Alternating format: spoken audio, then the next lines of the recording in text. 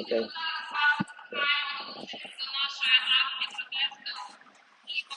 All right. Hey, everybody. Chuck Holton here. Thanks for watching the Hot Zone. I'm outside the Iranian embassy in downtown Kyiv. There's a protest here now. And this protest is because of the Shahed 136 drones that Russia has been sending in here that they purchased from Iran.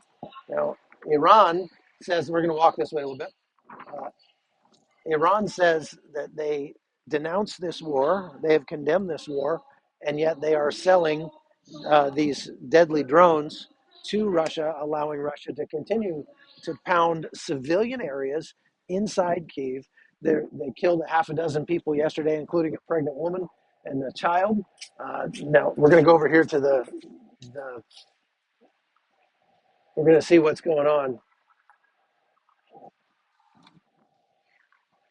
There have been protests outside the embassy right here since last night, and here it looks like they're burning the Iranian flag or something.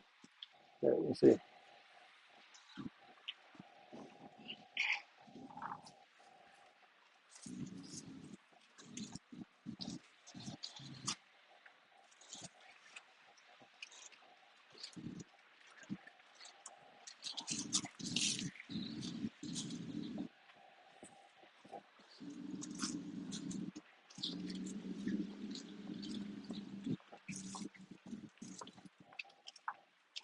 Russia, don't jump in our way. Don't jump in our way.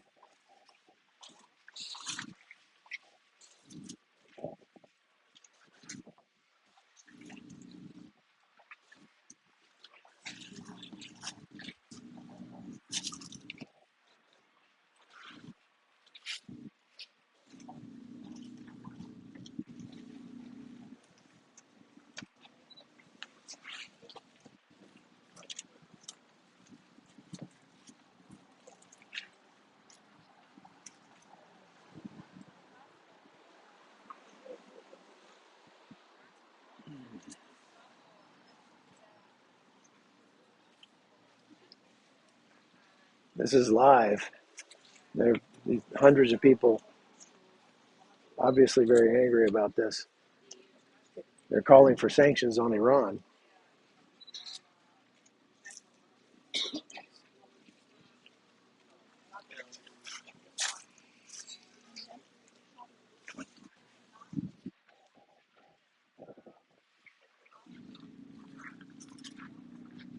So Ukraine and the United States and EU leaders are calling for sanctions on Iran over their selling of this. They're saying that it violates some United Nations resolutions or agreements, and that it.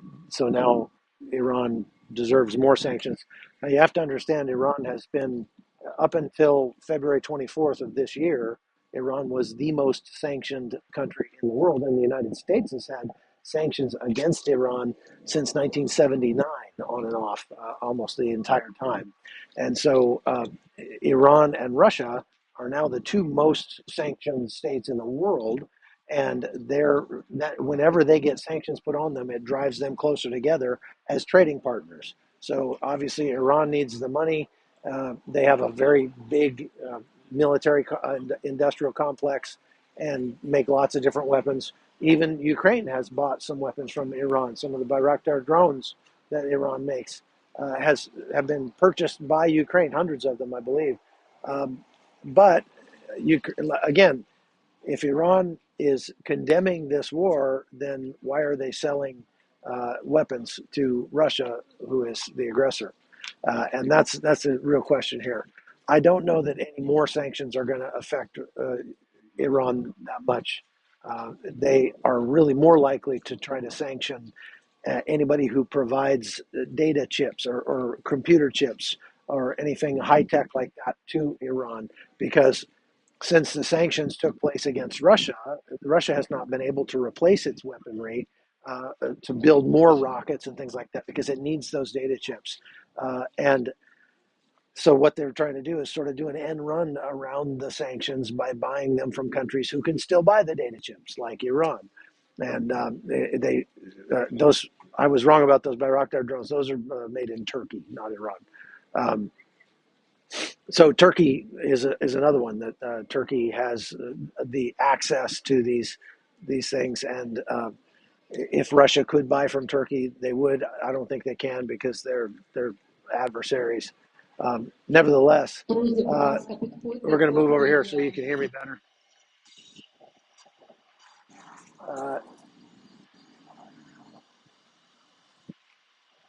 Iran has been sort of trying to play both sides of the fence here, and that's what's got people mad.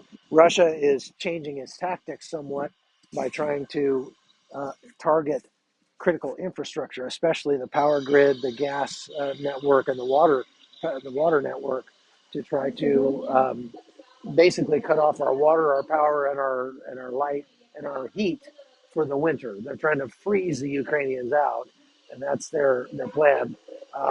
And it may make for a very cold winter, but Vladimir Zelensky has made clear that if it comes to living without heat or without Russia, we'll live without Russia, or we'll live without heat um, and without Russia. So we, the people here, are not anywhere close to breaking in their will or their spirit to resist and to fight Russia. It just makes them madder, and they believe that Russia is acting out of its weakness. Russia is down to the point where they're losing every time they engage Ukrainian forces on the battlefield, and when that happens, now they're just targeting civilians more and more here in Kyiv and across the country. The problem with these drones is that they've got the range that the heavy artillery does not. So Russia, it doesn't have a lot of long-range rockets left, or at least it doesn't want to use what it does have left. And they can't shoot artillery at Kyiv because they're too far away. And so they've bought these sort of cheaper drones, about $20,000 a piece, and they carry, I don't know, about 30 kilos of explosives, which is a lot. I mean, it makes for a big explosion. It'll take out a small building like we saw yesterday, but it's not enough to take out a city block. And they would need literally tens of thousands, hundreds of thousands of those drones to decimate Kyiv.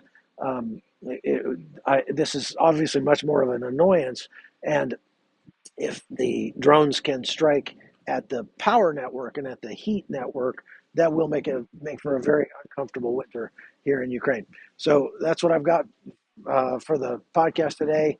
We are very busy running around making stories out here. We've got some really good stuff coming up. If you want to support us, you can go to chuckle.locals.com and find, I'm putting up articles, I'm putting up my thoughts on different conflicts around the world as well, and a lot about what's going on here in Ukraine. So thanks for watching. Thanks for listening. We'll see you later.